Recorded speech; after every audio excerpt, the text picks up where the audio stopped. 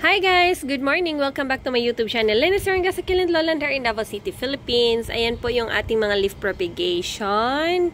Oo, ang bubutsog-butsog na nila. Ito yung isang pot. Ayan.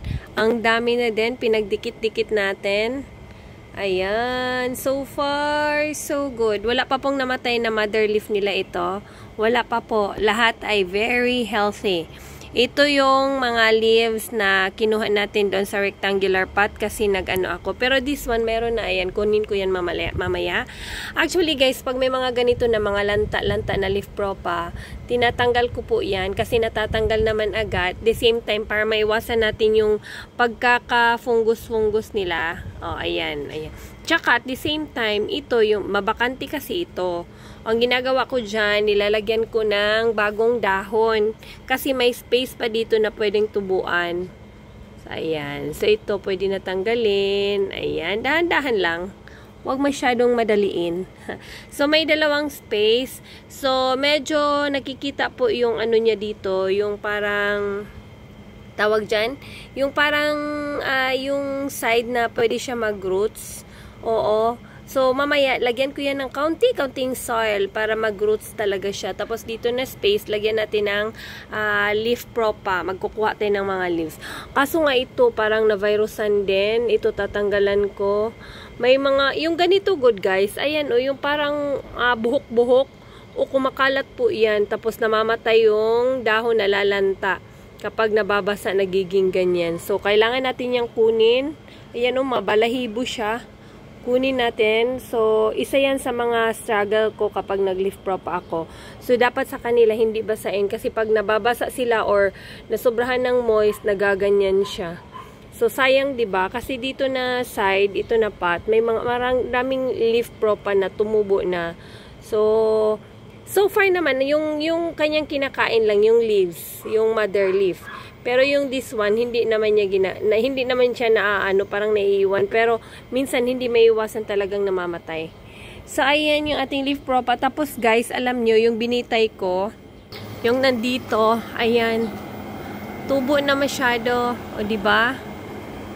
Ang ganda niya tingnan, ayan o. So mamaya, maghahanap ako ng ang tawag dito, maghanap ako ng pwedeng pagtamnan. Ilagay ko na kasi ang daming roots. Ayan, kita niyo yung roots. Binitay ko lang, tas ang daming roots. Tapos, mayroon pala ako yung Ellen pala na last update ko. Ayan, naitanim ko na. Marami na akong hanging pot, guys. Nagbili kasi ako ng hanging pot. Ayan. Ito, ayan, ang ganda niya. So, marami tayong hanging pots dyan. Meron pa ako dito sa likod. Ayan, si ano to, si Mendoza. Nilabas ko na si Mendoza. Tapos ito, nilabas ko na yung propa ng Marini. So far ngayon, yung video natin is mag-update lang ako ng mga leaf propagation. Ito na po yung update ng leaf propagation natin last May or June. Yan. Ito na po yung iba. Yan. So far, leaf propa lang po ito.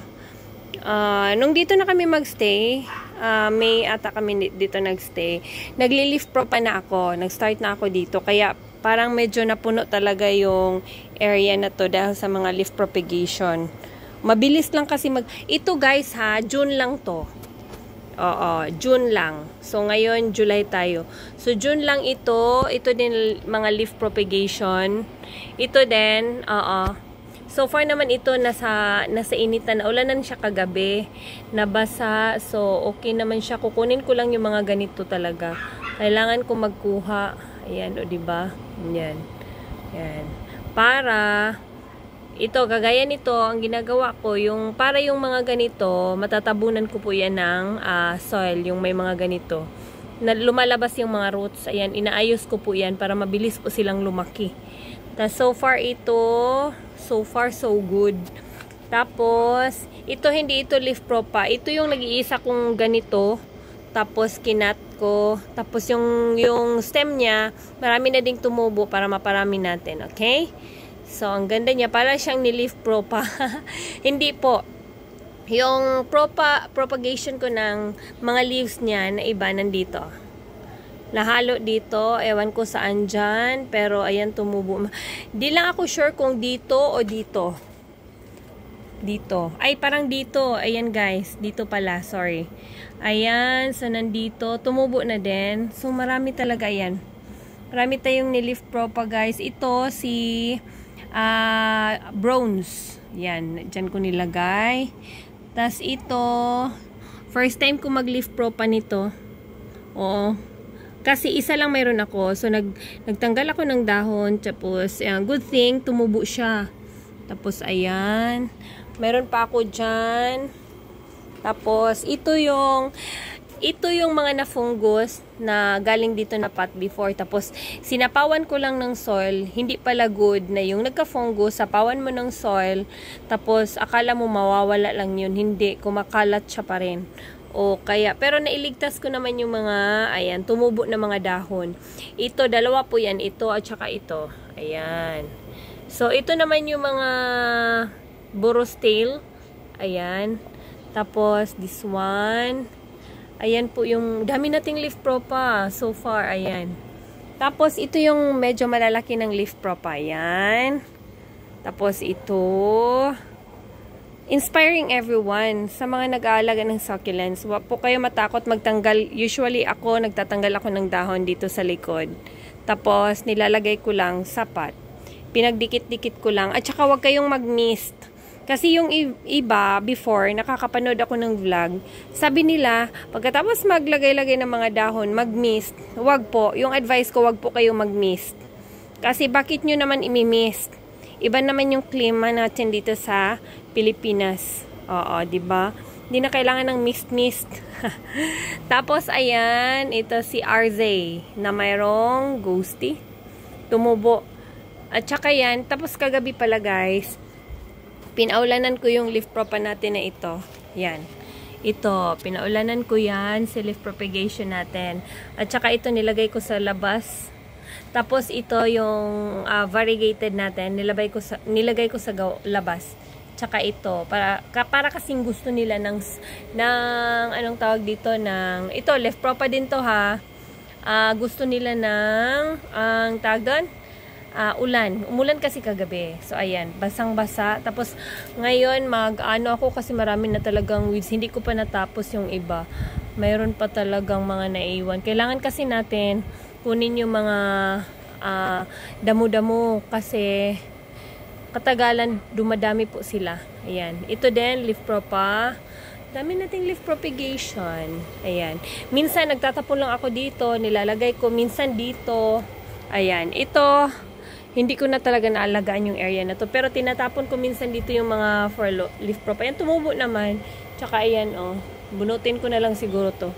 So, dito na area din. Minsan, alam nyo, ngayon, nakaka-relate na ako doon sa mga marami ng succulent. Kasi minsan natatanggal yung dahon. Ayan, tumutubo sa ilalim. Hindi ko na pinapansin. Hinahayaan ko na dyan siya tumubo. Ayan, meron pang mga tubo-tubo. Ayun, oh. Natatawa nga ako minsan. Kasi nakaka-relate na ako. Ayan, another leaf propa. So, meron din akong nilagay dito kasi nabakante to. Kasi transfer ko sa clay pot yung lagay nito. Ay, hindi. Ito, transfer ko dito. Tapos, ito yung pot niya. Nilagyan ko ng mga dahon. Ayan, tumubo. Oo, mahilig kasi ako magtanggal ng dahon sa pinakailalim, guys. Kagaya nito. Kahit baby pa siya. Hindi naman siyang baby masyado. Mayroon na kasi siyang old na dahon sa ilalim. Tinatanggal ko po yan. Tsaka nilalagay ko lang kahit saan. O minsan, pag ginaganahan ako, iniipon ko, nilalagay ko sa isang pot. Ganon. Ganon ako mag-leaf propa. So, ayan guys. So far, nag-update lang ako ng mga leaf propagation ko. So, hinahangak ako eh. So, thank you so much for watching guys. See you in my next video.